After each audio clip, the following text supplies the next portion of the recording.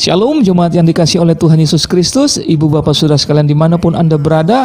Saya sapa saudara kembali dalam renungan sukacita pada pagi hari ini. Firman Tuhan pada pagi hari ini saya beri judul Mujizat dan Pengajaran Firman.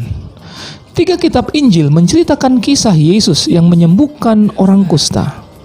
Saudara, mengapa penyembuhan penyakit tertentu ini begitu penting? Kusta termasuk penyakit khusus yang memberi dampak yang sangat luas. Penyakit kusta menjadi salah satu penyakit yang mengerikan di masa lampau. Saudara, ini termasuk penyakit yang mustahil disembuhkan dan tidak ada obat untuk jenis penyakit ini. Dari peristiwa penyembuhan penyakit khusus ini, sesungguhnya ingin menekankan kuasa Yesus yang melampaui penyakit apapun. Saudara bisa membayangkan kalau serum vaksin COVID-19 ini ditemukan, betapa luar biasa dan terkenalnya orang yang menemukan atau negara yang membuatnya. Mengapa Markus menganggap bahwa penyembuhan orang kusta ini berbeda dari yang lainnya? Hanya Markus yang mencatat bahwa Tuhan Yesus memberi respon secara emosional.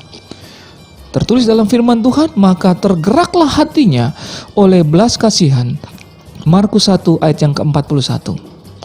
Orang yang berpenyakit kusta dianggap najis dalam upacara keagamaan dan disingkirkan dari kehidupan sosial masyarakat. Mereka hampir disamakan dengan binatang menjijikkan. Itu dapat ditulis dari Imamat 13 ayat yang ke-11.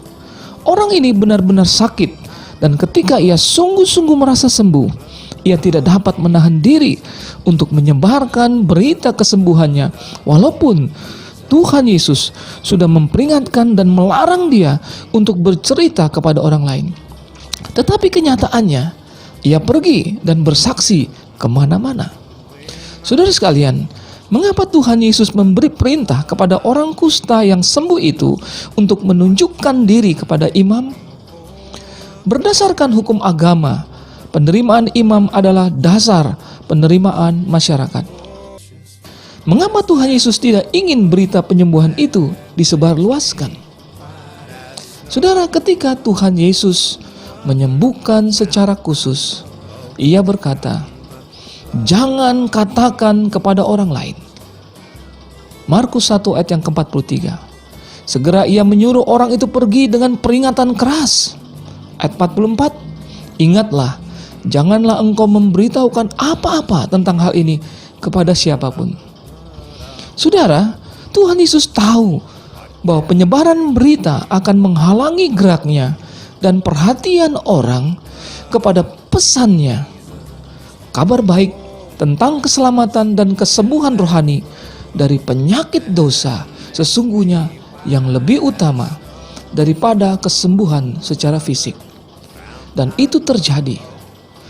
Pelayanan pengajaran Yesus di daerah itu berhenti. Markus 1 ayat yang ke-45. Saudara, kita ingat sebuah nasihat firman Tuhan. Yang penting untuk kita murid-muridnya, camkan dalam Matius 10 ayat 16. "Lihat, aku mengutus kamu seperti domba di tengah-tengah serigala. Sebab itu, hendaklah kamu cerdik seperti ular dan tulus seperti merpati." Tuhan memberkati kita. Amin. Other fount I know nothing but the blood of Jesus, nothing but the blood of Jesus, nothing but the blood of Jesus.